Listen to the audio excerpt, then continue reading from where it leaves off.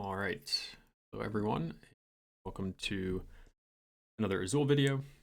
This is going to be a quick video, just about one play really, or it's kind of one round, but I think it all kind of hinges on this play.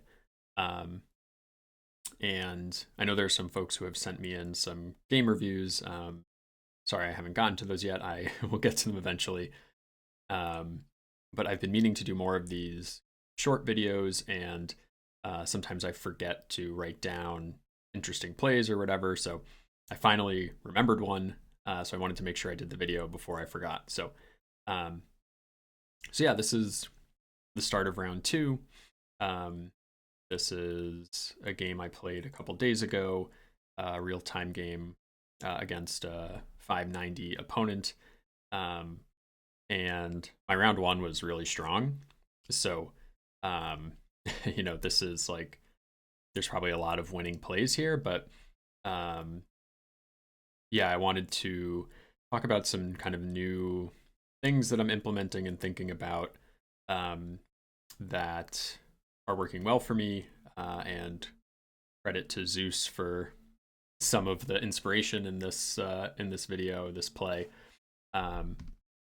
But anyway, so getting back to the position that we're in, I would encourage you to pause the video and think about what you would do here.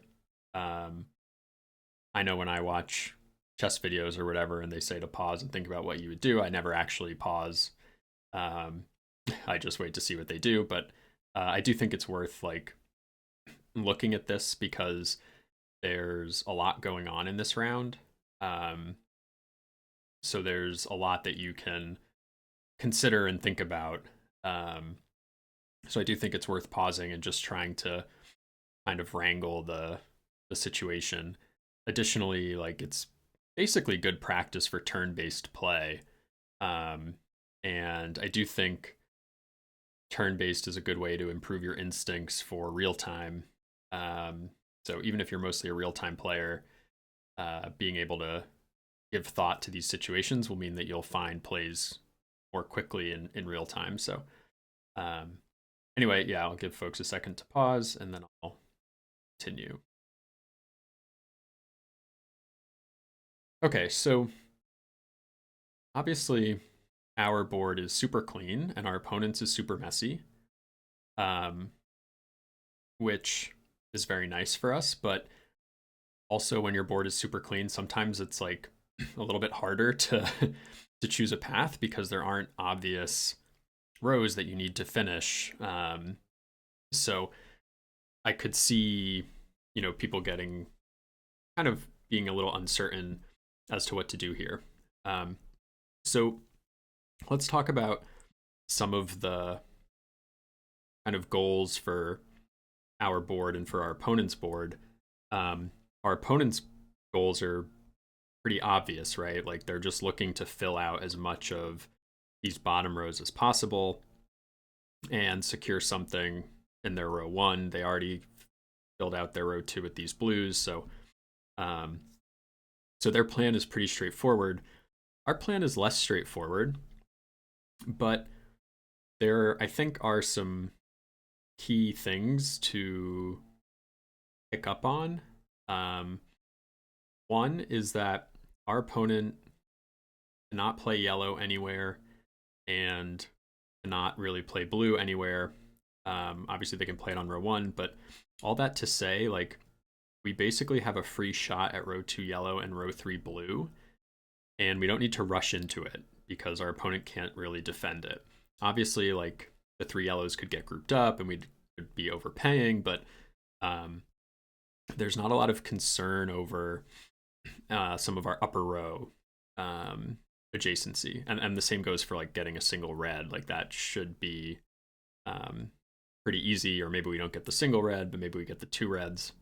So that's kind of the first thing I noticed in this round, is that I don't really need to worry about my upper rows at all. So then I'm looking at, what can I prevent my opponent from getting? And I can't really stop their row 5 red.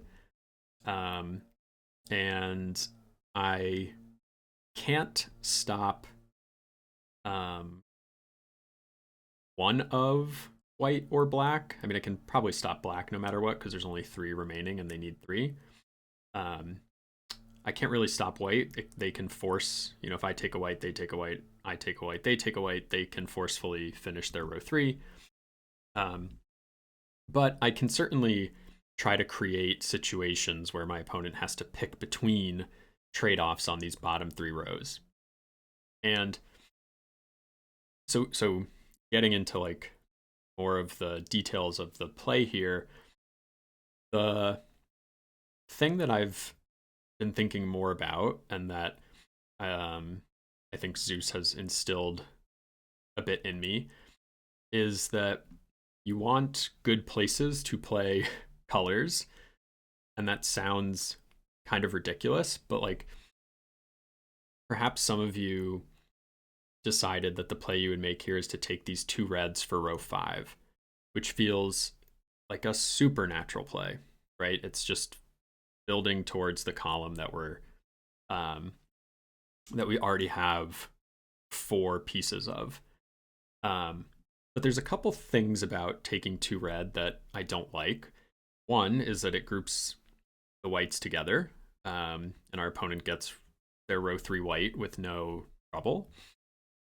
And the other thing that taking these reds does is it eliminates a good place for us to play black tiles. And basically, blocking these 3 blacks is going to become not hard, but it means that we're playing on row 1 or row 2 black, and we don't really want to be doing that. So the play that I made here, and there's a couple reasons why I think it works. I take the 1 white from the center and put it on row 4. And the reason I feel comfortable making this play, so one, despite what I just said about not wanting to play reds here, this does still leave me open to being able to do that. So I'm not like forcing a column switch or anything. But this play gives me a lot of flexibility to react to what my opponent does. It puts pressure on their whites. And as I discussed earlier, I'm probably going to get almost all of these, the top 3 rows of this column. So building the row 4 white is probably going to be pretty good for me anyway. But I have this idea that I can also pivot and build row 5 black. If this weren't coming with the first player tile, I'd probably feel a little bit more hesitant about that plan. But because I'm going to have the first player tile and I'm going to be able to pick up a couple of these blacks, I feel really comfortable doing this. And it creates a situation for my opponent where their row 3 is becoming a little more uncertain. They don't take a white right now, I can block them out of it. So, and again, like the reason I think I can get at least 2 blacks here is because I don't have to worry about my upper rows at all because my opponent can't defend them. So, this was a play to me that felt pretty, maybe not different, but like I think if you're playing by instinct, you would probably take the 2 reds for row 5. And the risk with that, again, is you're not going to stop your opponent from 1 red on row 5. You're giving them row 3, and you have nowhere to comfortably deny their row 4 black. Whereas now, and we'll see how the round plays out, I'm not going to dwell too much on it. And I don't remember my exact plays here, but I wouldn't be surprised if I just took a black or grouped some reds together. Yeah, so starting to group the reds, right? So this puts them in a weird situation. And this is why even just taking this 1 single white tile put a lot of pressure on them, because after they take this one, now they have to choose, like, do I finish my row 3 white, or do I take a red? Because if they don't take the red, then I can group those reds up, and then they'd have to take 4 reds to finish this row 5, which they don't want to do. So they decide on the white. Let's see what I decide. I might actually, because I want to maximize what I can take here, it's possible that I took 3 blue. It's also possible I took 1 blue, but let's see. Oh, interesting. So I took a black on row 1. Okay, I think the idea is that I just want to get both blue and either yellow or red. And now they definitely can't finish black. And I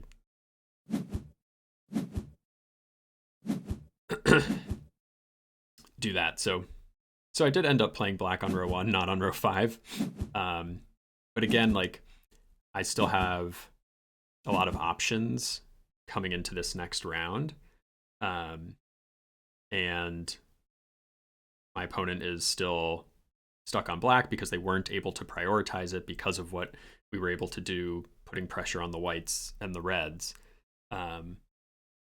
And we have an 8-point lead, and can really, like, decide what to go for here. Yeah, and so I think in this round, like, I decided I'm just going to leave this flexible again. They don't really have a great place to play reds, and if they take these 3 reds, then I get 2 blacks with the first player tile, and I can control blacks again next round. Yeah, so they take the reds, and we get the black, and now we're comfortably building the middle column. And one thing to remember, like, maybe you see that there's only 6 blacks left, and this feels, a little dubious because you still need row 2, but ultimately it's not the end of the world if you don't finish row 2 black. So my opponent starts defending black on row 2 because they, I guess, don't think they're going to get white or red. Can't get white, but don't think they're going to get red. So things get off the rails a little bit for my opponent here. And they have to, I don't know why I did that, but anyway, I get 3 yellows here, so my board's still looking quite nice.